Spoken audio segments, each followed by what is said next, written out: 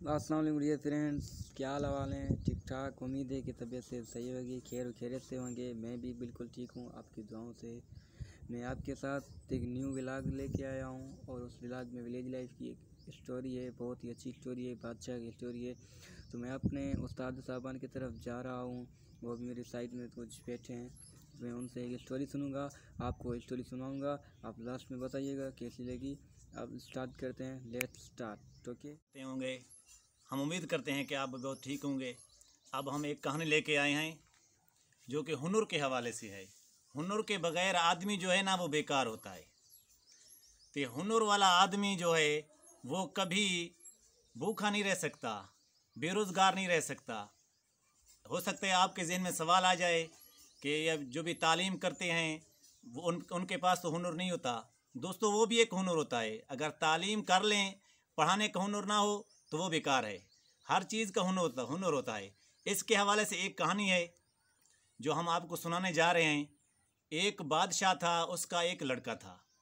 उसको एक गरीब औरत से प्यार हो गया, मोहब्बत हो गई।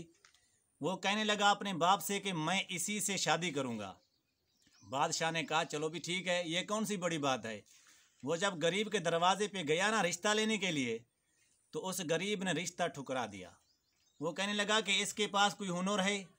बादशाह कहने लगा कि ये बादशाह है, मेरी जो है ना मुल्क का सरदार है, ये शाही संभालेगा, हुनर की क्या ज़रूरत है।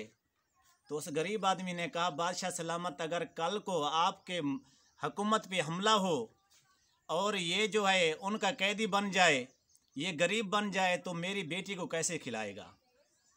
बादशाह ये सुनकर वापस आ गया, लेकिन लड़के की मोहब्बत बहुत सच्ची थी। वो बाप से कहने लगा कि मैं हुनर सीखने जा रहा हूँ, मेरे पीछे मत आना। एक दिन चला गया। जब गया तो रास्ते में देखा कि एक बूढ़ा आदमी है जो मुसल्ला बना रहा है, सफ़े बना रहा है। जब जैसा आज लिखा हुआ है ना, आप देखते हैं कि कलमों में, कागज़ों में डिज़ाइन में लिखा होता है या अल्लाह या मोहम्मद, धागों से या हुसैन या हसन या अली लिखा हुआ होता है। ऐसे वो बना रहा था। उसने कहा बाबा जी ये मुझे सिखाओगे? वो कहने लगा आओ भी सीखो। फिर वो उसके साथ बैठ गया, कभी धागे उठा के देता, कभी क्या देता, कभी क्या देता।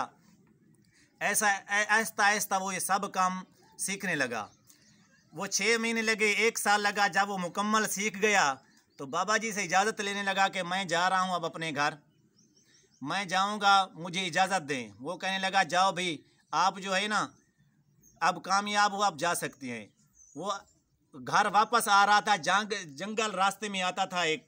उस जंगल में डकैत थे। वो ऐसा काम करते थे, जो आदमी आता उसको पकड़ लेते, जिसके पास माल होता माल लेते, जिसके पास माल नहीं होता था वो उसे मार देते थे। इसके पास कुछ नहीं था, इसको पकड़ लिया। जब वो गए तो इस आदमी ने कहा, शहजादे ने, एक मौका मुझे दें, मैं आपको ऐसी चीज़ बना के दूंगा कि आप हैरान रह जाएंगे। बादशाह के पास जाएंगे, उसे देंगे, बादशाह आपको बहुत इनाम देगा। वो कहने लगे चलो भी इसका मशवरा भी मान लेते हैं। वो उसे चले गए। वो डिज़ाइन के जो है ना रंगों के धागे मंगवाने लगा। उसने एक मुसल्ला तैयार किया, जाए नमाज तैयार की। तैयार करके उसने लपेट दिया और कहा कि ये जो है ना बादशाह के हाथ में देना, वो आपको बहुत इनाम देगा। एक आदमी उनमें से लेकर चला गया। बादशाह के दरबार में वज़ीर खड़ा हुआ था। हाँ भी क्या काम है? वो कहने लगा कि ये बादशाह को देने। वज़ीर ने कहा मुझे दे, मैं दे दूँगा। लेकिन उन्होंने उस शख्स ने कहा कि नहीं, मैं खुद बादशाह को दूंगा।